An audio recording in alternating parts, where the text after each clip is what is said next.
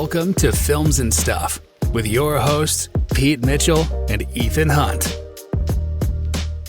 Hi, everybody. Welcome back to Films and Stuff podcast. I'm Ethan, joined by a super excited MVP, most valuable Pete. I know you're busting to start this episode. How are you, Pete? I am great, buddy. How are you? I feel like we've been waiting all summer to finally see Spider-Man.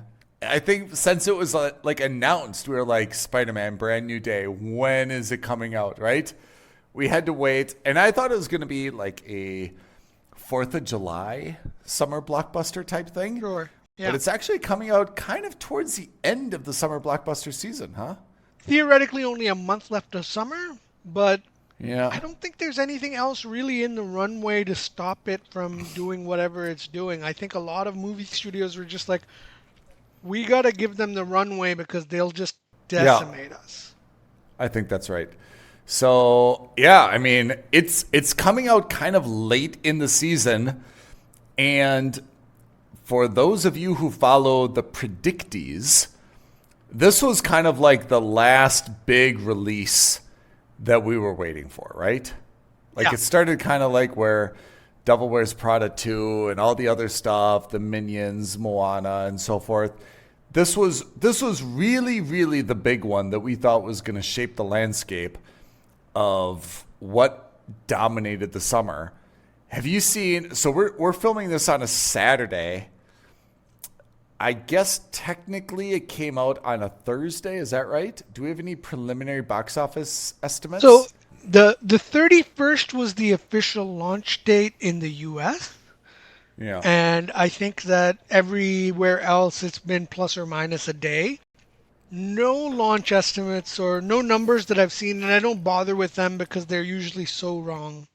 You know what? This is a good question. What do you think this number is going to be for the summer?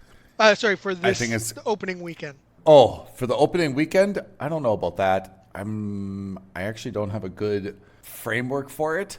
But overall, my knee-jerk reaction is this is a billion-plus movie. 100%. I think the question is going to be, will I think it it's surpass number one this Toy summer. Story 5? Where did Toy Story 5 end up? 1.1. Oh, really? It's at 1.1 Really? now, yeah. So I think it's going to be a question of, will it surpass Toy Story or will it come close? I would think so, too. Because didn't No Way Home make 1.9? No Way Home made, close to 2 billion. That's right. I don't think this is as going to be as commercially successful as No Way Home. Maybe, but I have to say, this is a pretty flippin' good movie, like top to bottom, right? Yeah. We'll just get our rankings out of the way now so that we don't have to like pretend that there's a suspense. This is a must-see movie, right? It's fantastic, top to bottom. No question about it. You have to watch this in the cinema. The effects, the fight sequences, the sound effects, everything is fantastic. Yeah. I would also say, though, I don't want to be like one of the Marvel's back kind of like fanboy cheerleaders, but this really harkens back to like when Marvel was like really like pumping out like fantastic content. Like, I don't know, this is really one of my favorite Marvel movies. I thought it was really fantastic. Let's start with the action sequences. Did you notice the way that this Spider-Man's like swinging throughout the city was filmed in like really a fantastic way? Yeah, but I'll tell you, I mean, one nitpick, this actually felt like this is the first one that felt in a long time like, oh yeah, this is obviously a green screen. There were a couple of elements where this was like really strongly green screen. I mean, that is true now that you say it after the fact, but I thought that the visuals of him swinging were probably some of the most like realistic camera shots or like action shots that we've actually seen of a Spider-Man. I thought it was kind of the equivalent of the Brad Pitt F1 film where you saw like the camera like kind of like on the wheel well for like all the turns and the passes, and like you really felt like the speed and the car, you know? And I felt the same way. Some of these angles, for the first time, you really felt like when Spider-Man kind of like swings through the city, the speed, the momentum, the dips up and down, and like the arc you felt like you were swinging with him. Absolutely. Yeah, I thought that was a very, very innovative thing, and once I realized it, like I really got into it, and I thought that was a very, very cool thing. It also made me wonder. Here's an aside. What happens to his webs? Like, do they disintegrate? Or like, is there just like all this web debris throughout the city? Or is this something we're just not supposed to think about and just like... I think this is something we're not supposed to think about. I can't stop thinking about it though. So tell me, what do you think of the storyline? Let's start with that. What was the storyline? Yeah. The storyline was we are now picking up with Peter Parker 4 years after the last movie. Yep. And in fact, the first scene is kind of the montage of the 4 years in between, but basically this picks up 4 years after everyone has forgotten who Peter Parker is. Specifically, That's right. Everyone has forgotten that Peter Parker is Spider-Man. It's a bit bittersweet because he's done this to save MJ and Ned, but he's kind of following them on Twitter and Facebook, and he's seeing that they're moving on with their lives. They've gone to MIT. Yep. He was supposed to go with them. He didn't do any of that. That opening montage where he's battling it out against other supervillains, Tombstone, Scorpion, The Hand. I just thought that was fantastic. Yep. I thought that was really good. Yep. I don't know if you'll know this, but a lot of the scenes from when he's swinging are taken from the comic books. Yeah, so it's a really nice homage to that. Then they find out that there's a new supervillain on the loose. We don't know who that supervillain is, but that supervillain has the power and the ability to take over other people's minds and control them. Yeah. And of course, it starts off with a tank sequence through New York City, where we learn that one of the cameos in this movie, not cameos, but kind of pseudo cameo, is the Punisher with John Bernthal. Yeah. Right? He plays a big role in this, and his role, by the way, great. I thought he was really good at this. Even though the Punisher is not a funny character, he comes off almost like a comedic sidekick in this movie. Yeah, he's got that ability to do that as an actor. Absolutely. Right? He's... And then we find... So we don't know who the supervillain is. We kind of see glimpses of the supervillain. We learn that the supervillain has the ability to peer into people's minds. And while all of this is happening, the B plot is that Peter's arachnid DNA in his body is also changing, and it's evolving and mutating. He's trying to stop that from happening because, change is bad, or at least that's always the first thing, right? That in all these movies, whenever you've seen that, no one wants to accept change. Then we find out that the bad guy is... Are you ready for this, guys? Super spoiler alert. Jean Grey. Yep. Now it's all coming together. I never saw this coming. I didn't check out IMDb. I knew Sadie Sink was in this movie. So I was just like, okay, I don't want to know who she's playing, because at first my instinct was, oh, maybe she's going to be an alternate version of Mary Jane because she's got red hair as well. Yeah.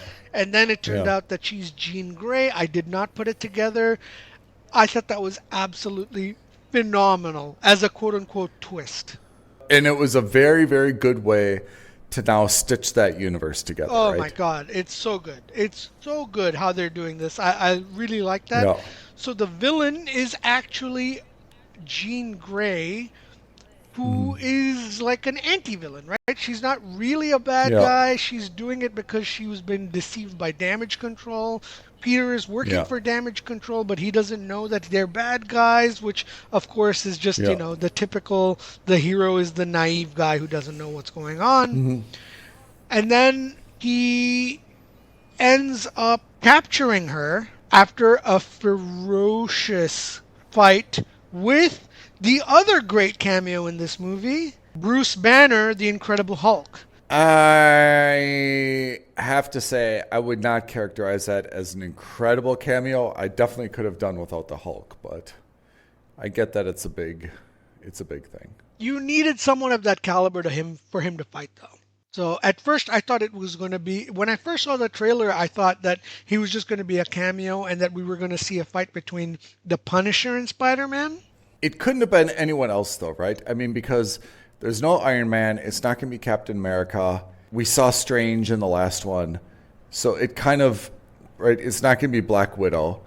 Although we saw Black Widow's sister, I thought that was a very good way to frame this Spider-Man movie, which is very local crime fighting, right? Yeah. Like he's a New York, Gotham crime fighter. He's not acting as really part of the Avengers anymore, right? And I thought Yelena did a good job of saying, hey, you're small potatoes. I'm the big picture person, right? The new Avengers, we focus on these big existential alien type threats. All this local crime stuff, that's you. And I thought that was a really good way to kind of capture why we don't see more cameos, right? Why did we didn't see the Thunderbolts? Why did we didn't see more people? And it kind of fits with why it would be the Punisher. He's local. He's not like full of superpowers. Banner made sense because he's a scientist, and it kind of fit again with the arachnid DNA kind of stuff. Although I thought that B plot was a little bit underbaked and didn't really add anything to the movie itself. You know, like the Jean Grey I thought was fantastic in terms of the villain, the turn, the, you know, stitching the different, you know, Marvel universes together. But the whole thing of like Spider-Man's DNA changing, I thought that was going to be kind of like a bigger event and more like I thought it was going to manifest into something. And at the end, it just kind of like fizzled out. It wasn't that big of a deal. We didn't really understand why or what. It just kind of. There was a part of me that thought that he was going to turn into a spider. So yeah. And then we get this crazy battle sequence between him and the Hulk. They capture Jean Grey. He finds out that Jean Grey is the victim in all of this. He goes to save Jean Grey. Jean Grey goes like super evil for 10 minutes. He's able to convince her by letting her go into his mind, where Aunt May talks to her and talks her down and explains that. He takes a bullet for her to prove that she's not on her own. Then, you know, we have that kind of comedic thing with the Punisher, and things start to look good for him in terms of his relationship with MJ and Ned. He finally discloses that to them after 4 years. I'm being a little bit vague. Obviously, there are some spoilers, but it felt like the right move. Like the fan moment would have been for for MJ and him to get back together. So actually, midway through, you saw when Jean actually occupied the mind of MJ. Yeah. It seemed as though they were getting together. And when that scene was going on, I remember thinking like, oh man, this is way too fast. Like, I can't believe that they like succumbed to the pressure and they did it right away. And then there was like the reveal, like, oh no, this isn't really MJ. You know, she's being possessed by Jean at the time. I had like a sigh of relief because I was like, no, come on, this is too fast. Like, it can't happen this like abruptly. And for that reason, I was a little bit annoyed, or I didn't think it was necessary that MJ saw that letter. Like, that letter got, I thought, a little bit too much screen time. The letter was written a long time ago. I agree. He kept it. Like, it's something. But I kind of wish that he would have kept his secret from MJ. But there would have been, like, these little subtle cues or, like, chemistry between them. Because, like, the way that he did it with Ned, I thought was very, very organic, right? You saw them playing Legos together, which is kind of like their thing, right? With the Death Star and everything.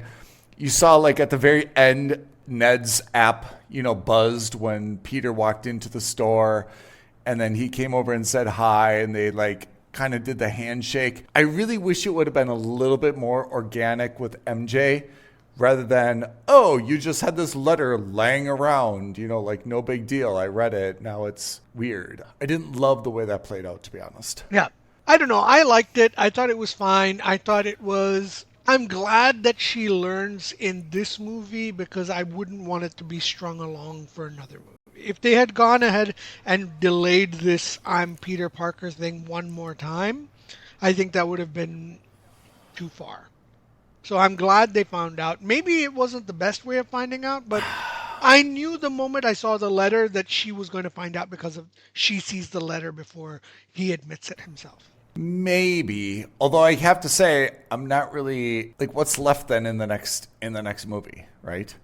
I mean, we should probably get to that later. Like, where is the whole Superman or the Spider-Man franchise going? Because now, I mean, Holland's made 4 standalone Spider-Mans, which is more than his 2 contemporaries, right? He's going to make at least another 2 more. This movie overall, I would say my best compliment to the movie was I was kind of ho-hum about like, well, what's the storyline here? Like going into it, I don't watch the trailers for Marvel because I feel like it's a little bit misrepresentative and it always kind of skews my expectations going in. Like, for example, the montage at the very beginning where he's kind of, like you said, he's fighting Scorpion and everyone else. That's a very big part of the trailer. Yeah. So it makes you feel as though that's like the big climax, even though it's not going to be because it's Marvel. But so anyway, my general feeling going into this movie was like, where is this really going? Like, what's the storyline? What is there to actually do? And I thought they did a great job bringing Jean Grey into it because I think that was a very good character introduction. I think it's a very good stitching together of the Marvel universe. Obviously going in the direction of, the X-Men. Thought there was now that if MJ really knows that Peter Parker is Peter Parker and they used to have some type of romantic history person-wise, like what is left to then do in the next episode or the next 2 episodes? So, look, I think the movie was to go back to a point that you raised in the beginning. I think this movie was what Marvel is exceptionally good at, or what used to be exceptionally good. First of all, it made the movie, even though it was a Spider-Man movie, it made you feel like you were organically inside the MCU. The Punisher felt organic. Yeah. Bruce Banner, to me, felt organic. Yelena felt extremely organic. Right? Like, I didn't see that coming at all, that she would be a part of this movie, because in the trailer you see Punisher and you see the Hulk, and you're just like, okay, that's it. They're not going to throw anyone else in there. Why would they? And you had her come in and talk about the big potatoes, small potatoes thing, and the new Avengers and Thunderbolts thing. I thought that was great. But Jean Grey being the main villain, I thought was chef's kiss, the master touch. Who plays Jean Grey in previous movies? Is it that lady from Game of Thrones? That was in the rebooted X-Men series, right? That's where, what's her name? Sansa Stark. Right? I can't stand her. Yeah.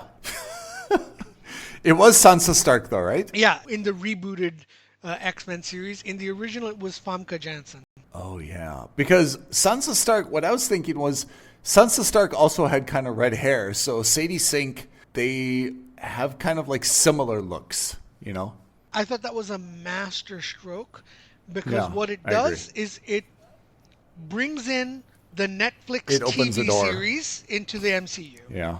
It brings in the old school MCU into this new modern phase.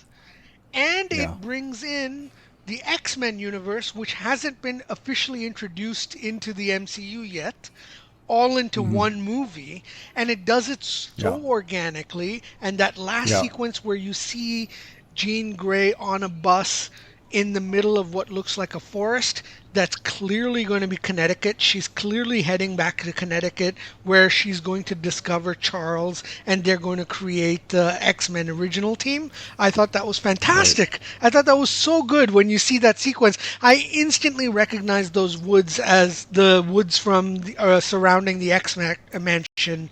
So I was so pleased with all of that. I thought it was done incredibly well. This is what the right kind of Marvel MCU movie is. Yeah. Right? The last couple of movies have been not great at doing that. They've shoehorned in things.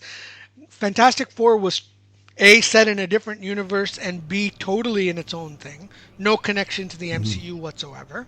Thunderbolts, and you had Captain America. Captain America was a bust. I really didn't like that movie. I mean, I know you're trying really hard, Anthony Mackie, but I just don't like you as a character. I love Mackie as a character, but I think that he is not a main character. He is a secondary character. Well, that's what you're right. That's the better way to frame it. Like, he did not have the gravitas and the ability to pull off Captain America as the main hero. Yeah. Mackie is great. You're right. He was great as the Falcon. Yeah. Did you think at any point that Dr. Doom was going to appear in this? I did, because if you look at Jean Grey before they introduced her, she always had kind of like that pointy hood on. Yeah. At one point I was kind of like, are they going to bring Doom in this? Like, is it Doom? Are they going to introduce Doom in this? I kind of thought that would be like the big reveal, you know? Yeah. You raise a good point, because the next movie on the MCU slate is Avengers Doomsday. Yeah. Yeah. And the audience doesn't really know anything about Doctor Doom. So that means they're going to have to spend a significant portion of that movie on Doctor Doom's origin. Was there an end credit or mid-credit sequence? There was an end credit sequence. There wasn't a mid-credit sequence. The end credit sequence honestly didn't have anything to do with anything. So you remember in the movie, Ned has developed the Spidey Tracker app? Yeah. In the end credits, you see the Spidey Tracker app, and it shows that there's a Spider-Man sighting, but it's not on Earth, it's in space. So I didn't know. What are we supposed to take from that? Either another Spider-Man from another universe or Venom. I mean, that would have been a place to introduce Doom, because I agree, it's a very blank slate right now, right? Yeah. In terms of what to expect. I keep going back to it because it's such an important thing. This is what a connected universe feels like. Yeah, but I mean, I also have to say, after the MCU and each movie kind of got like progressively bigger and bigger and bigger and drew in like so many things and so many kind of team ups, I think it was good to go back to something that was really local. No big space portal, no big, alternate universes. It was very, if someone was seeing this movie without any like backstory or knowledge about the MCU, they could follow this story. Yeah. There was nothing about it. I mean, even Jean Grey, they may not know who that character is, but you didn't really need to know to kind of like follow the plot, right? Yeah. So I thought this was a very, very good way of localizing it, but still there was like the nostalgia. I thought was like those small pieces, the Lego playing, and the kind of Ned jokes, and what Ned's personality is, and even like that Spidey tracker was so like Ned style. Like I thought it really, really played well. That's why I thought the Hulk really wasn't kind of necessary in it. Punisher was a nice addition. So overall, I thought that the nostalgia of this was really good. And I thought that they did a really good job of, I mean, Holland is getting a little bit old now, right? I mean, he's 30, but I thought they did a really good job of showing the granularity of his existence and how it was a little bit lonely and how he was really getting beat up. And like, it had like an element to The Boys to it, which is like, you see like superheroes and you think that they're all perfect, but you see kind of like behind the scenes what they actually go through and what they have to live with on a day-to-day basis. And it's a little bit different than kind of like the big, not headlines, but like what you perceive as them doing, Yeah, So I thought that was a very good granular view of Peter Parker and what he was doing without May, without friends, doesn't go to university, doesn't really do anything except kind of like fight crime. I'm not sure where he's getting money to live, but yeah, that's in any case. So that I think is one, not weakness, but I think that was one thing that they missed out on is he's spending his day basically fighting crime in New York to the extent where, like, you know, he even gets a key to the city. The one thing that the Tobey Maguire Spider-Man show did was, you know, they showed him he was a pizza delivery guy. He was working for the Daily Bugle. He was making ends meet. And in this one, we don't know how he makes ends meet. I thought that would have been more interesting than... I really thought that the Spidey arachnid DNA thing was... I thought it was going to lead to something. And again, I thought it just kind of like fizzled out. We're not really sure where it started from, except like stress. And like it didn't really manifest into anything. He got it under control. And that was just like the end of it. I thought it was really going to be a more existential transformation that would lead to something and there would be like a big breakthrough. But I don't know. I thought that storyline just kind of like didn't really lead to anywhere. Right. Maybe they're introduced it here so that they can use it in other movies. It could be. But I thought generally the best thing about this movie was it really hit the right tone. It hit the right tone for nostalgia. It had the right tone for humor. It had the right amount of action. It had enough callbacks and Easter eggs to satisfy diehard MCU fans, but still was digestible enough for like kind of new viewers. I thought it just overall, there was some really emotional elements to it. I thought it just really hit all the right notes. And that's really rare for a movie to do.